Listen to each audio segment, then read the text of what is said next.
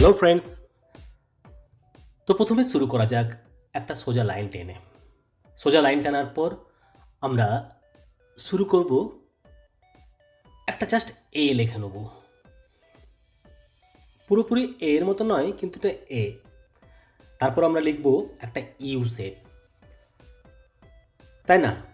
তো প্রত্যেককে দেখো, প্রথমে একটা আমরা এ, তারপর একটা ইউ। গলা করার জন্য জাস্ট দুটো ছোট ছোট কার্ভ লাইন টেনে নেব। তারপর আমরা গলাটাকে একটা ইউ দিয়ে জুড়ে দেবো। দেখো, মোটামুটি মুখের শেপটা চলে এলো, তাই না? এরপর দেখো, আমরা যেটা বানাবো, একটা জাস্ট এখান থেকে স্ল্যান্টিং লাইন, আর একটা স্ল্যান্টিং লাইন ঠিক এখান থেকে। তো বুঝতেই পারছো, এরপর আমরা এখান থেকে একটা কার্ভ লাইন, আরেকটা কার্ভ লাইন